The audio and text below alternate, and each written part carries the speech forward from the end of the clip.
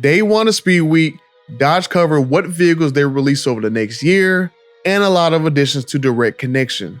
The Charger Daytona SRT Banshee that I've made a case for over a year to wear the retired name of Cuda has been revealed with almost every name that you can think of out of Dodge's trademark bin.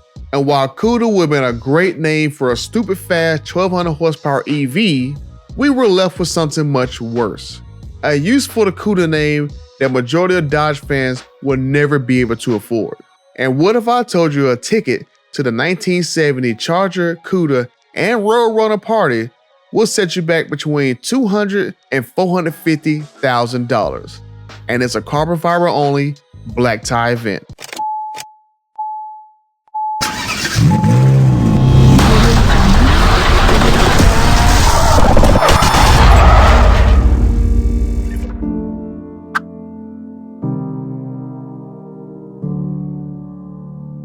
You may have missed it during day one of Speed Week, but Tim Kuniskis said one time the name Cuda.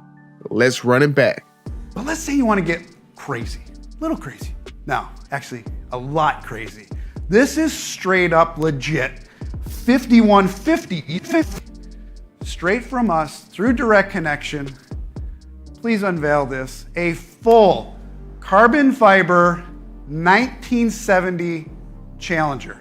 You guys are gonna kill me later because I said Challenger. I was thinking of something else. After the Charger, we're gonna do a Roadrunner and we're gonna do a Cuda right after this. This thing, I'm telling you, you can't see this on the live stream, but if you could get close to this, I mean, this thing is just jewelry. It's absolutely amazing. So when we're done, please don't scratch it, but get up close and take a look at it. This one is a lot of fun. Dodge will license the carbon fiber cars Charger, Cuda, and Roadrunner to a company called Finale Speed that will build these cars. Now, I've never heard of this company before. You look at their Facebook page and the first post is from August 3rd of this year. Look on their website and you'll find a few more pieces of information. Obviously, these social media accounts they had created were just in time for Dodge's Speed Week presentation. I did take a look through their photos posted on their Facebook and Instagram pages, and you see a few photos of the new carbon fiber body 1970 Charger. We get a shot of them using Wilwood brakes, 4-piston on the rear, 6-piston on the front, a tubular subframe, and then we get this mystery shot of a new carbon fiber panel. But it's not really a mystery because I own a 1969 Chevy Camaro and that looks exactly like the fins on my quarter panel. I'll post a picture of my car right here that hopefully in the next year or two, I'll take you guys through the build process of getting it back on the road. So it looks like Final Speed will be doing multiple brands, so maybe there'll be the Dynacorn or copper fiber replacement bodies.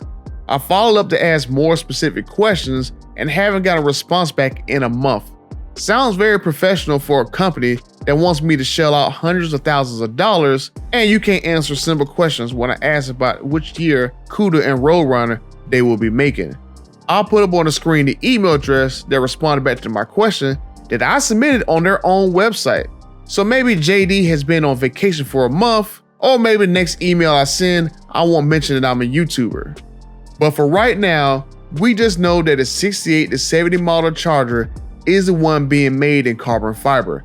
Tim said they are making a Roadrunner and a Cuda after this car, but didn't say which years or when they will be available.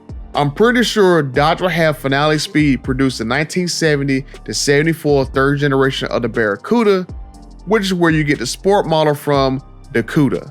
The 1970 to 74 Plymouth Cuda also rode on the same Chrysler E platform as the Dodge Challenger, which is perfect for Dodge since they can use the same interior structure that they already licensed the Dynacorn to go into this car.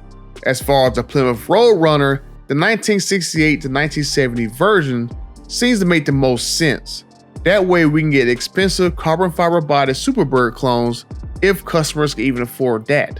And the fun fact that it rode on the same Chrysler B platform as the Charger, allowing the new carbon fiber Charger and Roadrunner to share the same chassis, cutting down on cost for them, but not for you. And speaking of affording one of these carbon fiber Dodge and Plymouth classic cars, a rolling chassis would just begin at the eye-watering price of $199,000, and a turnkey car will be around $450,000. It'll be interesting what drivetrain will be in a car for $450K, but in that price range, I could have a Ferrari SF90, a A12 Superfast. Oh, wait a minute, you're not a Ferrari fan? How about a Lamborghini Aventador, or maybe 2 Huracans, or maybe 3 911s for your whole family? That's a lot of money for any Dodge not going across an auction block. I would love to know what drivetrain you get for $450K, but like I said earlier, no response to email in a month. But at least those cars in auctions have authentic VIN numbers. Reproduction bodies technically aren't whatever year they claim to be, and it requires you to register in a special way. If you got a reproduction body from Dynacorn, you'd have to register your vehicle as a special construction vehicle or as a VIN transfer if you happen to have a donor vehicle. But good luck finding a 1970 Cuda shell just lying around.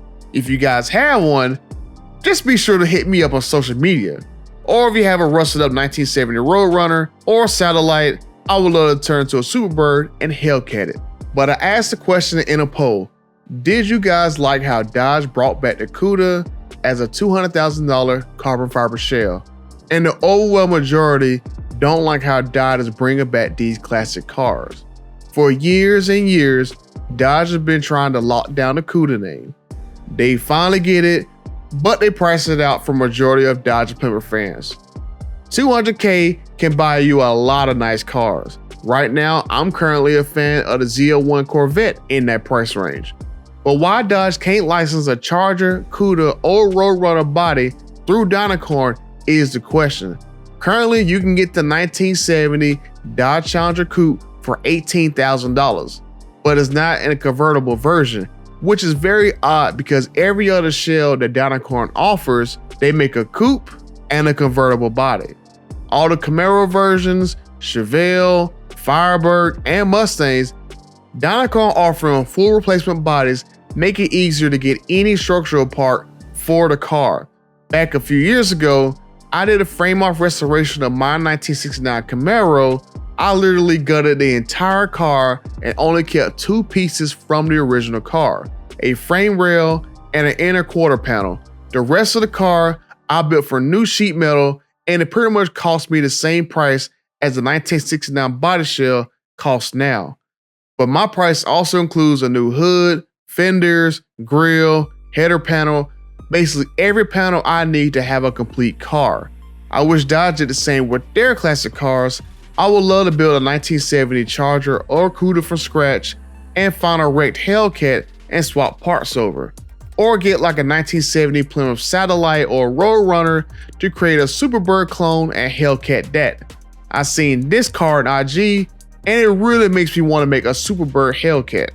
Or since the 1970 Challenger is a full reproduction body, I could probably do that build one day and see how much I would save welding that car together myself compared to spending $18,000 for a complete shell.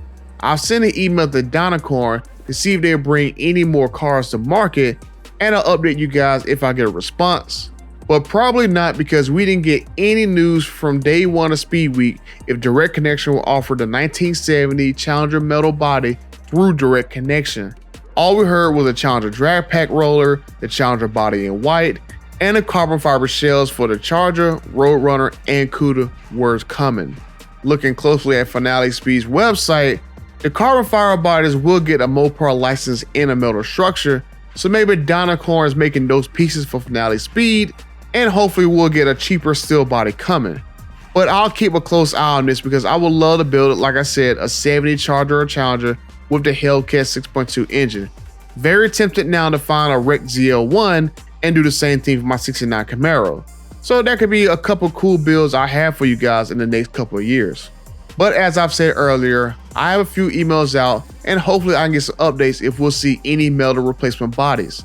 The allure of having an all carbon fiber body isn't as great as you would think. Carbon fiber is for sure a lightweight material, but it doesn't save that much weight. If you guys remember, Speedcore did a few carbon fiber Dodge Demons a few years ago. These Demons had all their exterior sheet metal stripped and replaced with carbon fiber panels, and the weight savings was only around a couple hundred pounds. Now 200 pounds is nothing to sneeze at, but $200,000 to get into a classic Cuda or Charger or Roadrunner is pushing it for only 200 pounds of weight savings. I would have preferred a Cuda come back as a production car, but I know everyone's big hurdle is that the Plymouth name is gone. But to me, if the Cuda name can live on, be attainable to muscle cars fans, and stay true to performance, does it really matter at the end of the day whose name is in front? Whether it be Plymouth or whether it be Dodge, they're still coming from the same company. But let me know what you guys think about a Cuda return after almost 50 years. And until the next time, I'm out.